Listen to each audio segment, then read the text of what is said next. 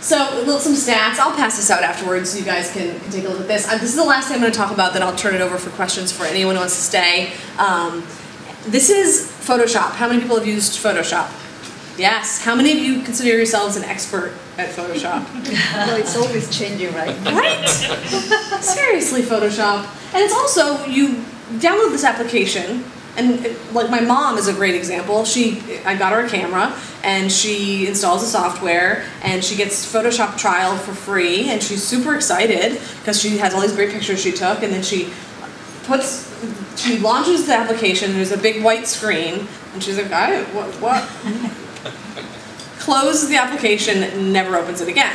So Adobe knows this is a problem, and especially as they move Creative Suite to the cloud and they're moving to a subscription model, it's even more essential for them to monetize, to get people to convert to purchase. So they said, how can we increase the number of people who are converting from trial to purchase?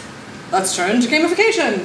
And so they did. They created basically a step-by-step level up program, and it was a little bar in the bottom here you can see, and it just leads you step by step through how to onboard yourself through the trial. And so there are missions, I level up, again progress bars, pop-ups that show me as I do different things with the tool. This is a tooth whitener, the whitening tool, so I have to go and I have to use the whitening tool.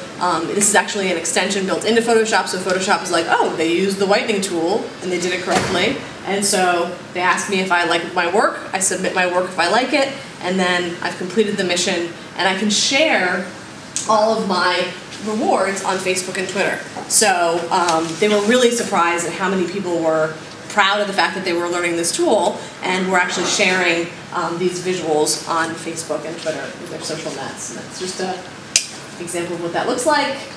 Their page, little leaderboard showing recent activity. I could go on all day, but I will stop for questions. So how, is that a part of, if I were to buy Photoshop, this would come up for me? Yeah, so if you go to, it was an opt-in program, and it's no longer running, I don't think, but I'll check it out, because you should be able to at least go to this page and see like the history of it. Level up for Photoshop. Yeah. You mean they stopped their learning opportunity? It's a very long story, but yeah, they're transitioning to Creative Suite in the cloud, and so they're not going to be offering this. They want to build it into the cloud-based subscription model. Does that make sense?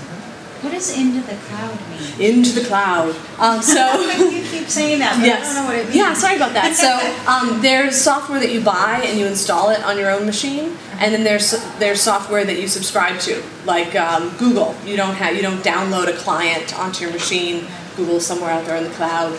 Oh, okay. And this is the sign language for cloud. But yeah. All right. So I have, I'll send this out. There's some data points you can see: increase in time, downloads, a lot of success recently with Ford, who had dealers who were trying to learn about Ford cars. They saw great success. Microsoft had an event.